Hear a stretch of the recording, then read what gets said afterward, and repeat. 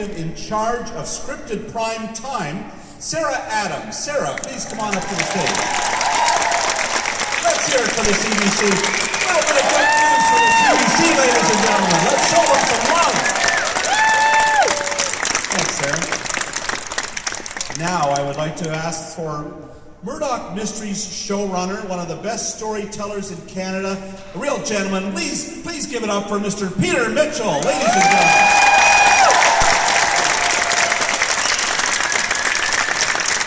There's Peter.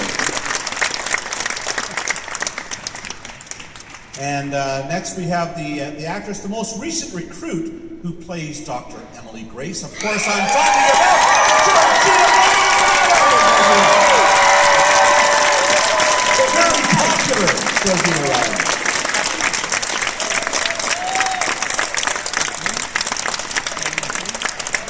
Okay, you ready? Are you guys ready? Are you ready? Bloody hell, it's Inspector Franklin!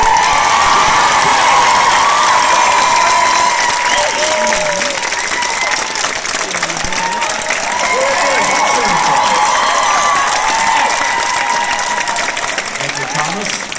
Now we have your favorite constable, George Crabtree.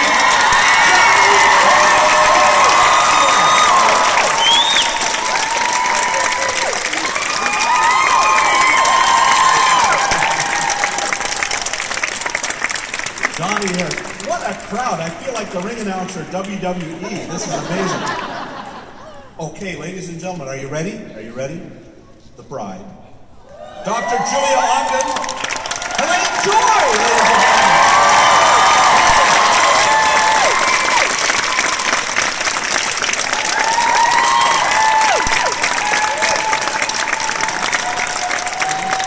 Elaine? Right here. Everybody's names are on the chairs so they can't see them. Okay, we got a fellow here, got a guy. He plays the groom. Might have heard of him, Detective William Murdoch, I think. Yannick Bissell!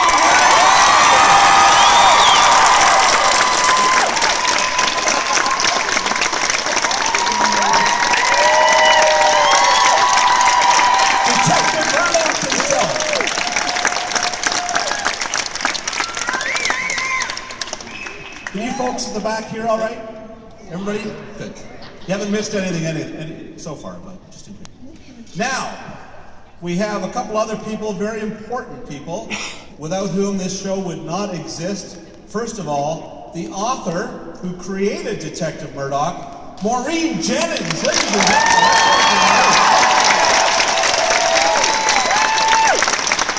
Maureen. Right here on the end. And one of my favorite people in Canadian television, a real hero in Canadian television, ladies and gentlemen, the CEO of Shaftesbury and Murdoch Mysteries, the executive producer, Christina Jennings. Christina, please come on.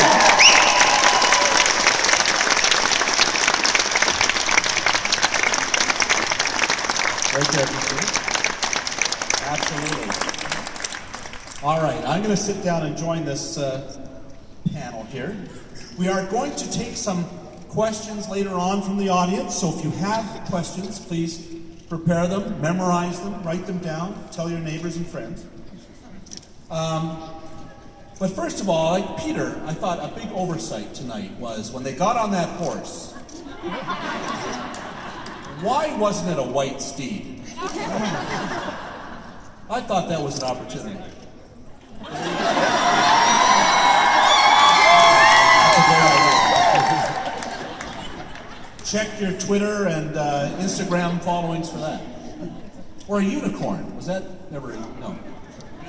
Not the unicorn. Were people waiting for this wedding episode, I think, weren't you? Did it go kind of how you thought it would go? Oh, there's some, wait. Some people, all right, just by applause, who wanted them to get married? Let's hear it.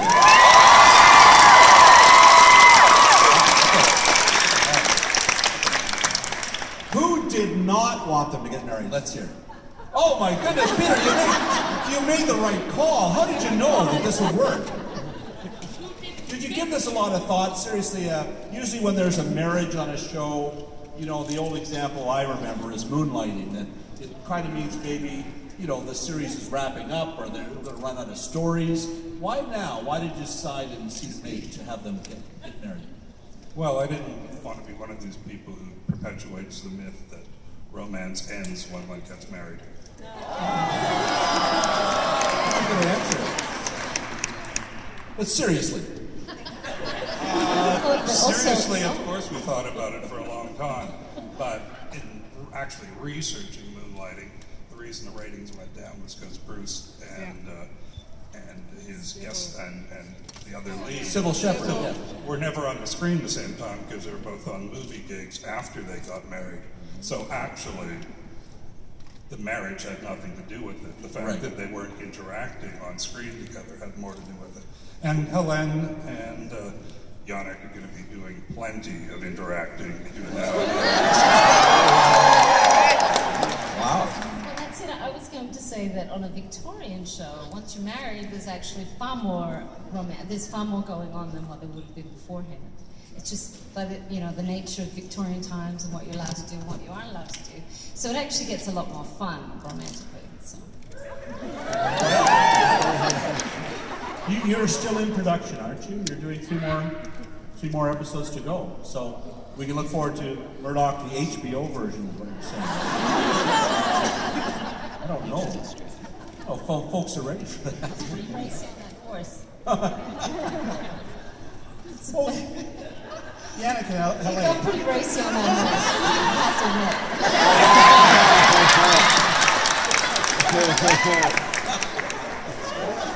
I wasn't setting that pace, that was all Yannick. Just to follow on that, what do you think it is about the relationship between these two characters that people just are so enamored of both of them? I think that we should ask the people that, because we never know the answer. The chemistry. Anybody else? We look good together. There you go. Opposites attract. We complement each other. I love it. That's what I think. You know, they're smart. They're, you know. I heard a man's voice.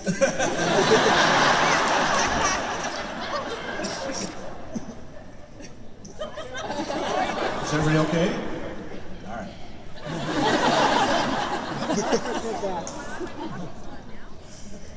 Well, you know, this could be the 8th and final season. Those chairs don't work. Oh man, I'm standing too. We gotta watch these stunt chairs. All right. Maureen, what inspired you in the first place to write these books? Well, I sort of had a vision, I think, of Yannick one night, and I thought I'd read it. You had a vision of Yannick one night. Wow. Who do you like in the Giants game next weekend? Seriously though, when was the first novel? What was it about this time in history in Canada that inspired you to create a character, a detective? I actually wanted to write a book where there was less technology, because I didn't know anything about it. And I thought it would be easier to create a detective who was thinking more than having a lot of technology, forensic knowledge. And that's how it started, and I loved that period of time in Toronto at that time, and wanted that kind of detective. Nice. Well, I think you hit it right on the head. There we are. No Facebook, no internet, all of that. And you know, really, we talked about this before, about this phenomena, about this show.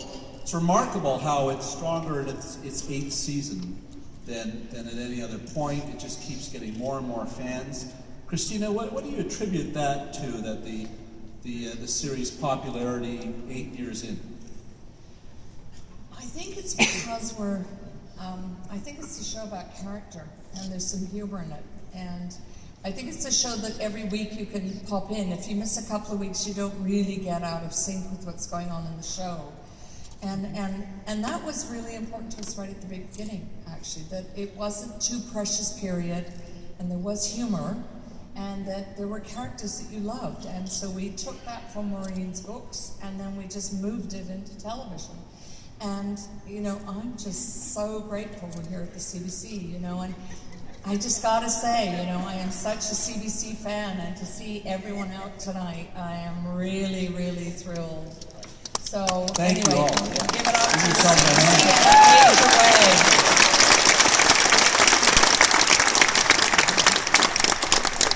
It's pretty phenomenal, too, the popularity of the show around the world. How many markets is Murdoch Mysteries in? I think we're actually in, if you can believe it, 120 markets in Wow. the world. And I will say, here's the crazy thing, and Bill posted it today on his site. He came to MIPCOM, which is one of the 2 annual or biannual television conferences. He was sitting in his room writing up a story that he had to deliver. And he turned on the television, and there on Sunday night was not 1 episode of Murdoch Mysteries, but 3. Like, it is a phenomenon in France. Yannick, you found that from going to Paris. Phenomenon in the UK. Like, it's just a massive, massive hit in so many countries. So. Yeah, imagine being in France, turning on the TV, 3 episodes in a row. It's like being in Toronto and watching Murdoch. You've heard yourself translated in French by the gentleman who does your voice. You want to take mine? It's pretty good, isn't it? The guy who does you in French. Yeah, it's actually a really difficult thing to do. I don't know if how many bilingual people there are here tonight. All right. You almost have to say twice as many words when you get an idea across in French. And so these guys have to basically tell the story in French with a limited little window of me speaking in English. And they have to sort of shoehorn it in there, and they do a fantastic job. So much so that it's the #2 show in France. Almost 4 million people a week tune in to watch it there. So, yeah, it's pretty cool. That's great. Canadian storytelling can't travel around the world, you know? Exactly. Really. It's huge in France, huge all over. Thomas, have you heard yourself, you watched one of these foreign language versions of Murdoch Mysteries? No, but I've had friends who was in a hotel in Croatia, and I was speaking Croatian. And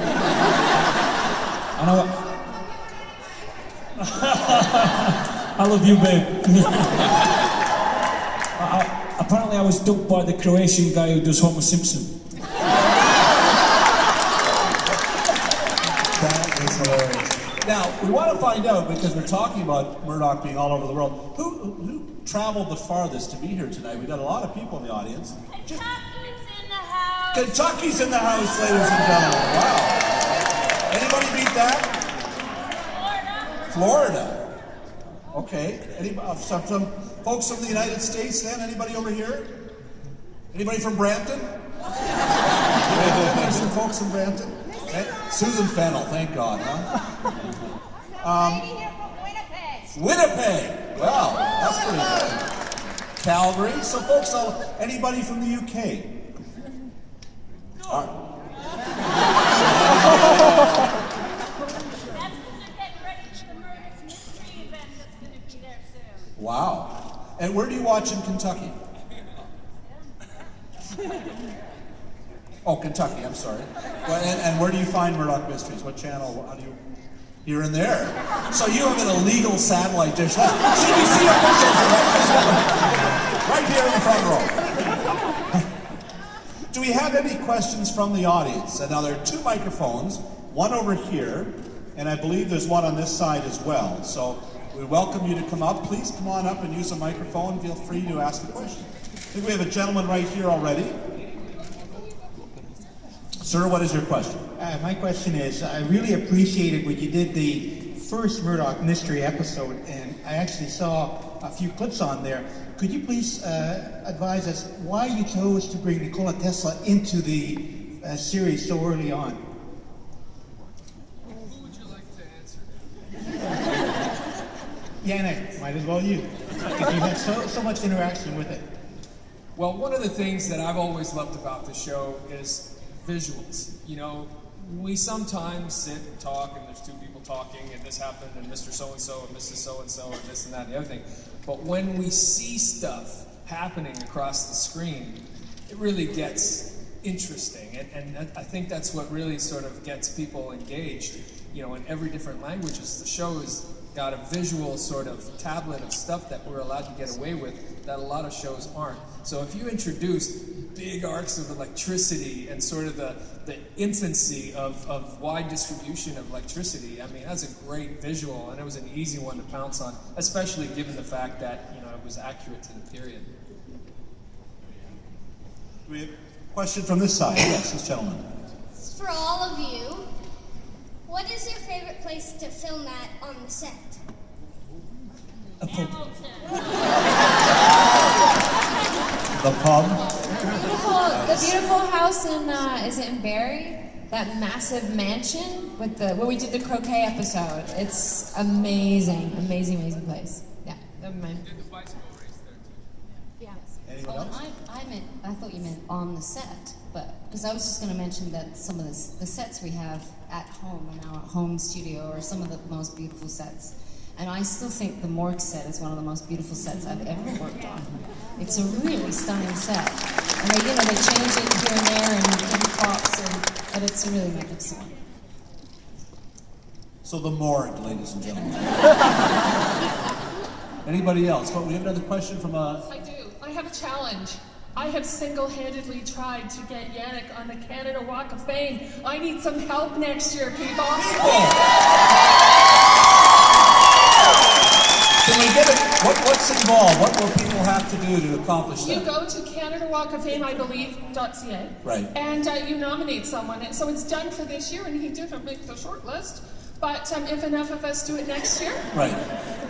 then because that's how we get the recognition. Because this is the best show in Canada, for sure. Great idea. Great idea.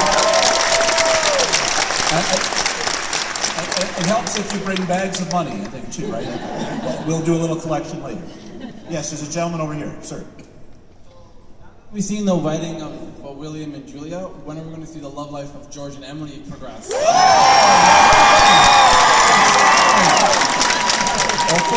Okay, kids. Let's hear it. Well, you know, I feel like Dr. Grace just didn't know when she had a good thing. Every time we do one of these panels, like, I'm not getting into it again. I'm gonna be the bigger man here. Yeah. I don't want to say, you know, I keep it professional as an actor. I don't want to make it personal, but I don't talk to Georgina anymore. I don't think you could turn the fans back. I think this is I going to think happen. you should have put a ring on it and you should have been more forward, right, ladies? Don't even get me started. Giacomo was a good-looking boy, though. My husband's here. All right. I should say, just as far as the last question about this set, I do want to send a shout out to our art department. They do an incredible job. As far as our sets go, in a police station, you'll notice if you walk into the front door that supposedly opens out onto a Toronto street, you can see right across. That's why Murdoch's office and Bracken Reed's office have those windows, the glass panels along them. It's because they wanted to add depth to that set, so you weren't just always looking at a wall 5 feet behind the answer, but behind the actors. And that's why as soon as you walk in, you can see across the booking area of the police station, in through the bullpen, across Crabtree and Higgins' desk, into Murdoch's office. And if you look at Murdoch's closet door in his office, that's kitty corner to the. You're looking right across the entire set through glass, and anyway, it led some depth to the set there. There you have it. Lots of information from Johnny Harris. Johnny, I understand you're not going to be doing this on your next show, are you? Tell everybody about this new series that you've got coming in February on the CBC, ladies and gentlemen. I don't want to go on much about it, but it's me visiting sort of economically struggling towns across the country and doing stand-up comedy routines about those. But we recently, about those towns, we recently found out we've got a great lead-in show. As far as numbers on CBC, we couldn't have asked for a better show. That show, which is called Of All Places, is going to come on at 9 p.m. on Monday nights, which means our lead-in show is Murdoch Mysteries. So, 2 hours of Murdoch-y kind of show. That's great. Of all places. Of all places. 9 o'clock on Mondays. That's fantastic. 13 episodes, right? 13. That's pretty cool. Starting in February. All right. Tom, now your character was kind of like, looked kind of grim there for a while this season. We were all holding our breath. Oh, from last season. Right, yeah. Sorry. They show so many episodes, I can't keep track. No, Peter Mitchell came up to me about a month before we finished last year. He said, Tom, you're going to get battered, but we're not killing you. I said, they said that to me on Coronation Street, Peter, and I was dead. So I had Pete up against the wall. It was like that. Were you heading into a contract year? Was that the problem? Well, on Coronation Street. No, they just didn't like me. All right, we have another question from a young lady here in the red. This question is for anyone who wants to answer. If you could have anyone guest star on the show, who would you choose? That's a great question. Anyone could guest star on Murdoch Mysteries. You've had several big-name guest stars. I mean, the Prime Minister was a guest star. Peter, what about that? You've booked a lot of these guys to be stars on the show. Who do you think you'd like to see? I never really think of it in those terms, to be quite honest. I mean, we write characters, and if we can get somebody who's fun to play them. But I think we have 5 stars on the show already, so I never worry about it. And that's why he's been a showrunner for all these years, ladies and Okay, gentlemen. Bill, so here's my answer. Maggie Smith.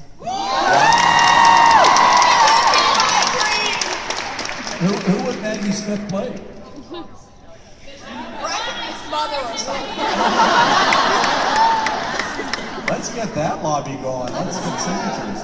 I would say, local CBC, we should get Ron James on the show.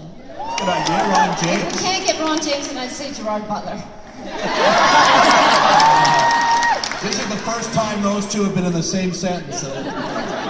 Ron James did a historical comedy several years ago, I believe. So exactly, it'd be fun to see him. I'm sorry, Matthew Man? Napkin Man. Wow. Yeah. All right, there's another question from a lady right here. Yeah, how difficult is it to kiss the doctor convincingly? That's a great question, man. That's a trick question. No fair. Well, it's funny. I would like to challenge anybody here to come up and speak in front of everyone. It's not that easy to do. So something as intimate as kissing somebody in front of 65 burly grips can sometimes be a little weird. But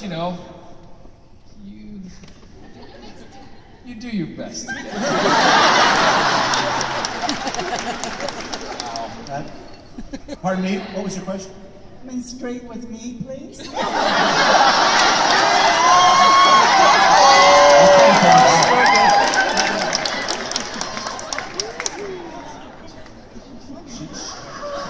ready to pop it up now. You gotta get down there.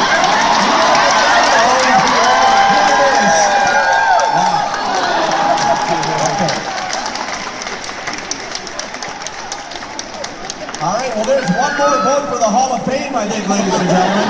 If we can count on that one. Nicely done. Anybody have a question that doesn't involve kissing? Over here, yes. Just wanted to wanted to say I too was going to ask about Crabtree and Dr. Grace when they were going to get together. Right. But I guess that's been answered.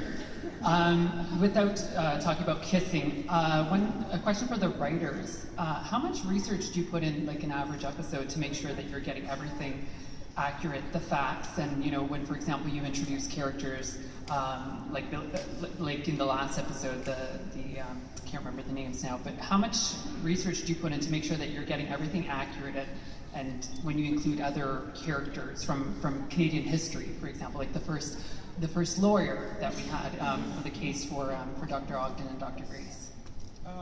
Well, we actually do a lot. I mean, we usually start the story room 4 to 5 months before we start shooting.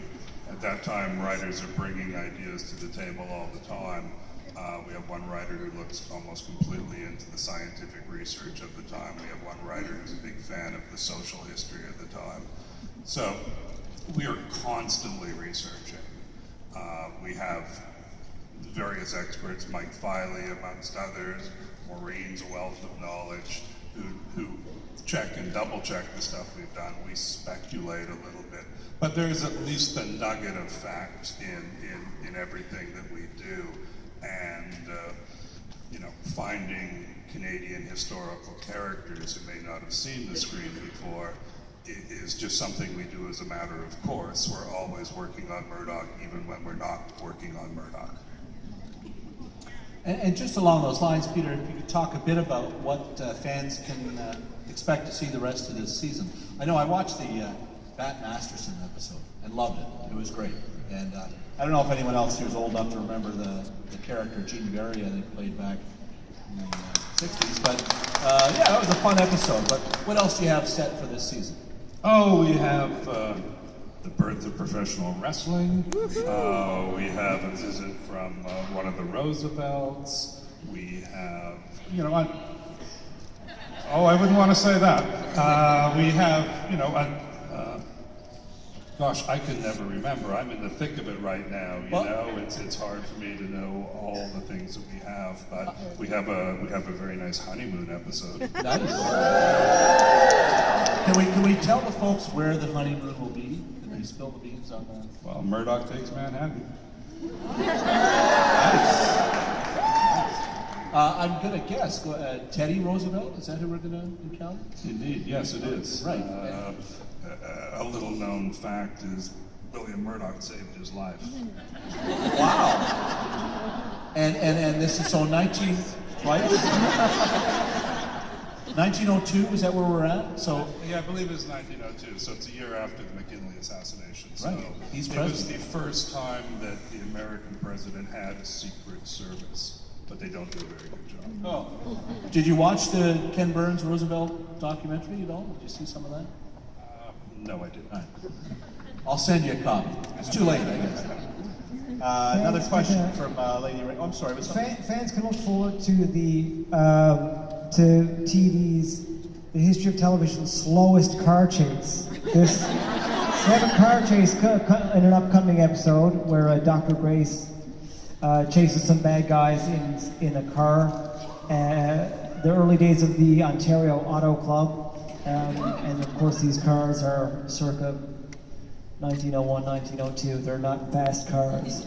Kilometers an hour. Yeah. You really could just jump out and run after the car ahead of you.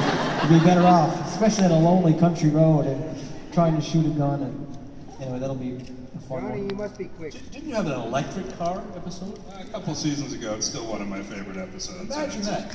Yeah. 110 years ago. Yeah, well, the we still have first electric, I think the top speed of the electric car in Europe at the time, I think somebody clocked out around 70 miles an hour. Wow. Yeah, it's an amazing machine. Better not get out of my Saab right now. And we're seeing the storylines about the suffragette movement with your two characters, Elaine and Georgina. Are they fun to play? I mean, what do you learn from that time in history? Is it? It's super fun to play. I mean, it's something that I've been wanting to do since we started because it's such an important thing that was happening all over the world at that time. And we've been having a blast. It's a through line through the whole season that we've begun to see. And we've got the Furious Four We're at it again today, giggles. There's a lot of giggling that goes on with that many girls on set. Probably more giggling than those ladies back then would have done. But yeah, and Clara Brett Martin, the first lawyer, she's around. And yeah, it's really important, and we're getting so much feedback from the audience that they really love it. Women love to hear about this time in history because so many young women in particular don't know a lot about it, don't really understand how the rights they have now were not available to them, to us. Women didn't have the vote in Canada until about another 15 years after. 1917? Yeah. Amazing. Are we going to do this for 17 years then? Suffragettes. Okay. Johnny, I think we're going to maybe take a little small break here and ask you to read a contest-winning wedding toast. Do we have an Amanda? Is there Amanda here?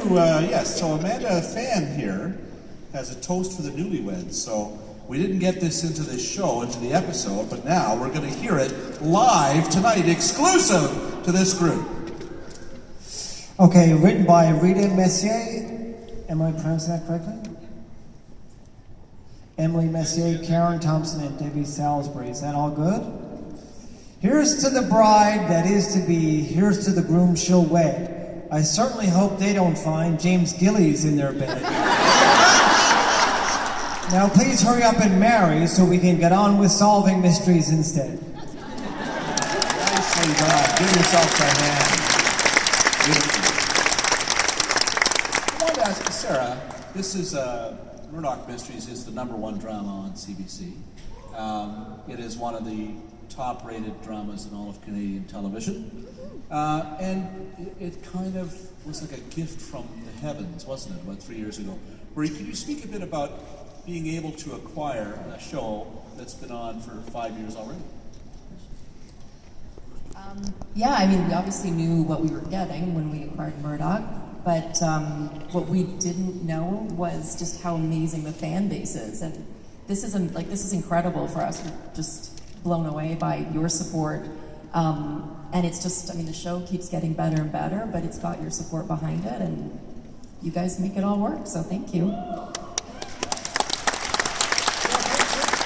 Thanks for coming out, everybody. Absolutely. This is very exciting. Over the last few years, the groups that attend these kind of things that we do have grown exponentially, so it's very encouraging. So thanks so much for coming out.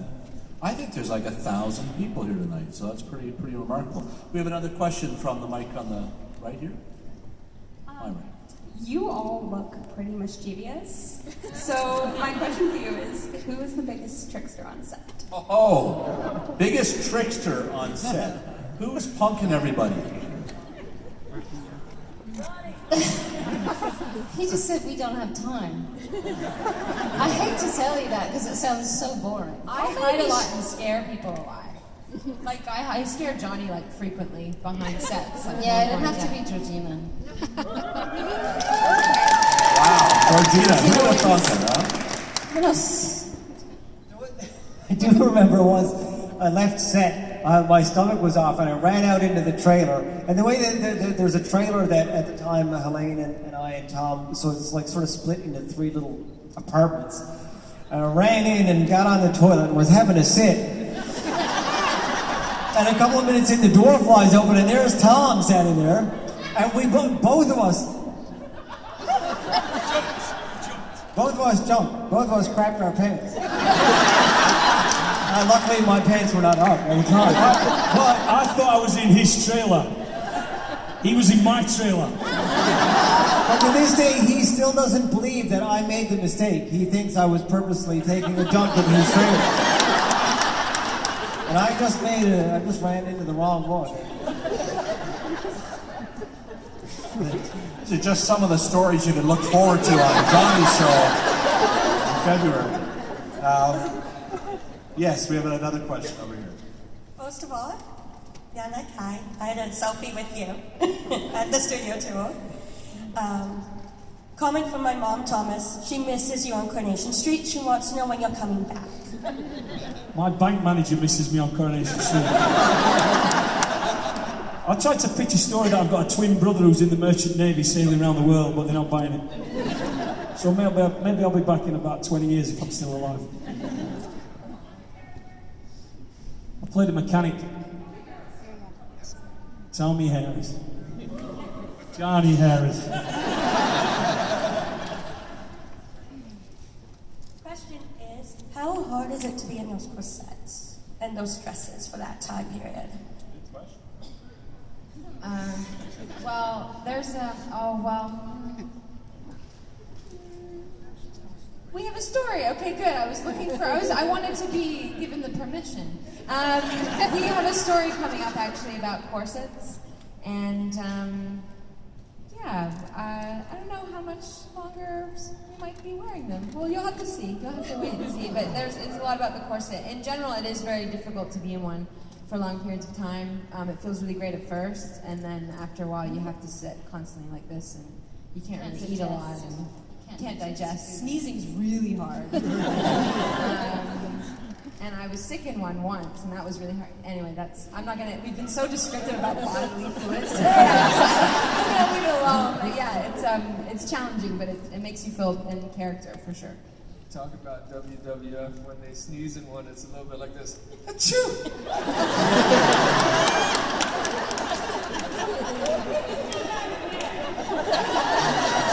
Are you talking from experience? Things that I've seen on our set. How long did people wear corsets? Did you research this? Is this well into the 20s? Or? Off the top of my head, I couldn't tell you right now, but we're starting to move towards the end of it. You know, I think it's more the Maureen would probably know more accurately. Right there.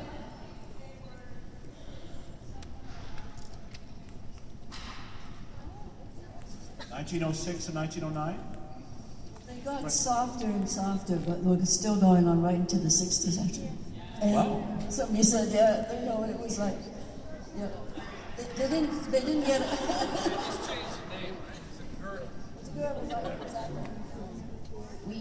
We have a great scene we just shot the other night, which is where we get to. I'm trying on a brand new modern corset, but it's it ends up being very dangerous for me.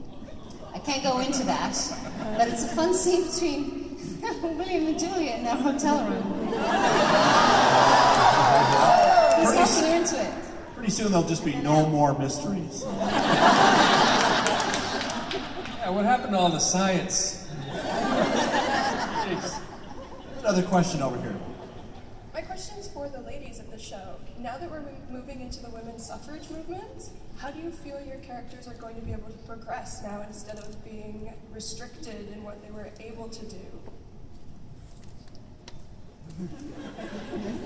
Well, it's really interesting. I think it's, obviously, this series has been written in such a way that you have these extremely progressive women. Perhaps we've stretched the truth slightly. They're aligning themselves with women we know existed at the time who were extremely progressive.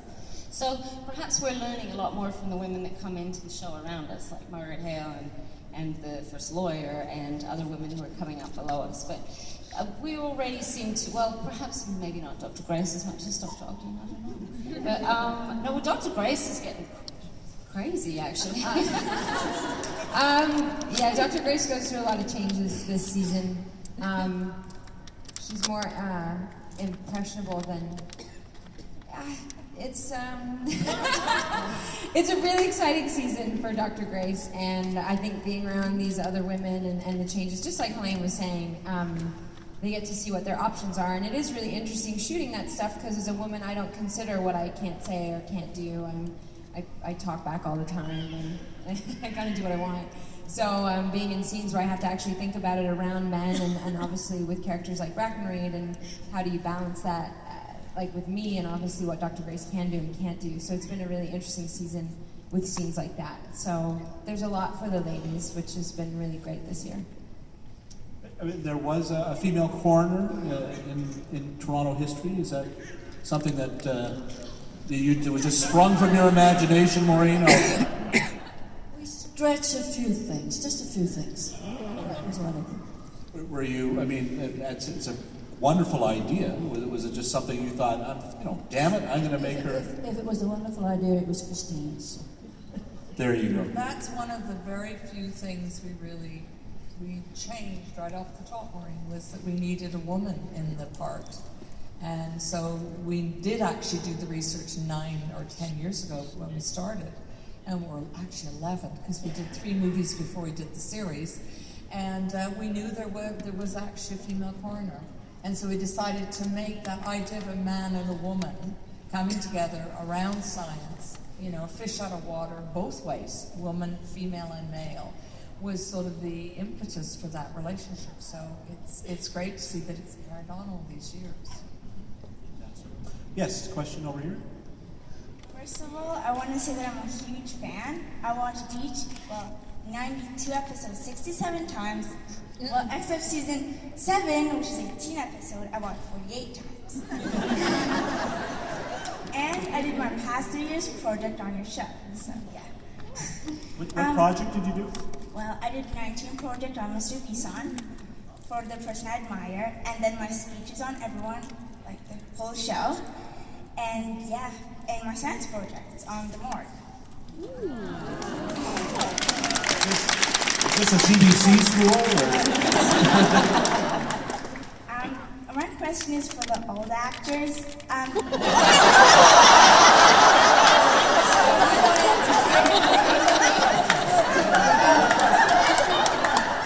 Here you go, Tommy. If you were Go on. If you were to be another character except yourself, who would you be?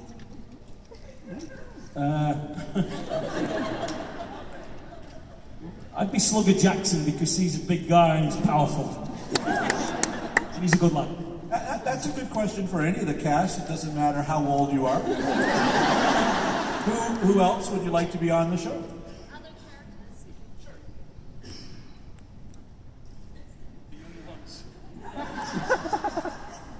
I thought Gillies had a heck of a lot of fun on our show. That'd have been fun to do.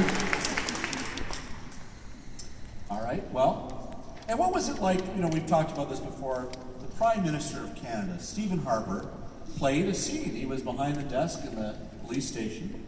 What was that like? Memories of that? Well, it's not every day you get the head of your country on your set playing a character. What can you tell the fans about that? I remember being in the hair and makeup trailer and bomb dogs coming on the trailer there. Yeah, these sniffer dogs for explosives. I mean, he has quite a security detail. I was quite amazed by that. Sort of the limo comes in and is surrounded by a fleet of black SUVs, and they all sort of go and do a perimeter check and make sure it's okay for. But anyway, yeah, bomb dogs. It's the only time I think we had bomb dogs on set. He has a bigger security check now. Unfortunately. But Bill, one of the things that was quite extraordinary about the Prime Minister's visit, I mean, it was remarkable as a producer getting a call to say, the Prime Minister would like to come to set. And you honestly think it's a joke. But what was so extraordinary was that actually his daughter got him involved in the show. His daughter became a fan. She said, Dad, I like this show and I want to sit down as a family and watch it. And they watched all the episodes. So he comes to set, and as Johnny said, there was this, I remember looking out the window, and there was this, I'd never seen anything like it. The cars and the security and the motorcycles. And what was amazing was we were in the green room, and at one point, there are like 6 of us in the room, or 8 of us, and he leans over and he goes, I have an idea for an episode. And I remember thinking, oh my God, the Prime Minister of Canada has it. And it was a great episode. It was about the formation of the NHL, right? And that whole thing that went on around amateur and professional hockey. I thought, wow, this guy really does know our show, and he really does know history. And it was quite extraordinary. But to say I was really affected by the fact his daughter brought him into the show. I thought that was so lovely. And it's really flattering to sort of think that you're the unifying factor between Prime Minister Harper and the CBC. One thing that they could find a common ground. There's no doubt in my mind that in a few years, people will sit in the West Bank and the Gaza Strip Jews and Palestinians will sit around and enjoy Murdoch Mysteries together. Great youth contact in the world. No doubt, no doubt. I don't know how to follow that. Yes, we have a question over here. It's for the ladies. What's it like wearing all the costumes, and is it very fun, and what's it like? Oh my God, like, let me tell you. You've only gone to wear the ladies' costumes a couple times, right? Oh yeah, we got some photos with some wigs, I believe. It's super fun. It's really, really fun to be on a show where you're not, usually when you work on television, they go out and they buy it, at different stores for you. This is an entirely different experience. We go in with Alex, our designer, and he fits clothes. He's to here. I mean, He's here. He's Alex, wonderful and stand up. amazing and talented.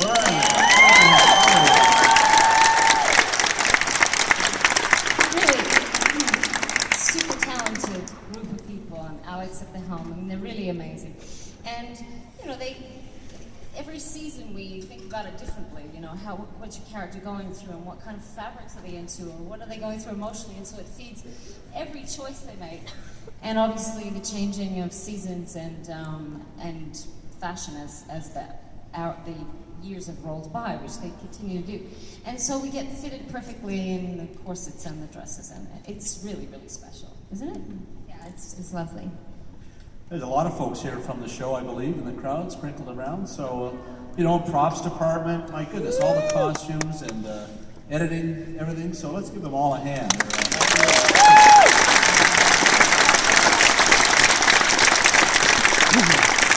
How many people like the theme music from Murdoch Mysteries? Brad Kelly is here. Maybe still. Yeah, there you go. One of the things that always stands out for people they mention to us is all the great inventions and the props. And some of you know him very well. Craig Grant, who makes all of our props. Absolutely. We also have, for all that we do right as a cast and as the technicians, the writers and stuff, for everything we do right, there's an entire team dedicated to fixing up all of our mistakes and fixing all the holes in the sound and the picture and everything. So we have everybody from post-production here. Let's see, I think Colin's here. Who else is, Richard Kelson's here. Vesna's our editor, and so is Dawn. Anyway, those guys don't really get a whole lot of applause.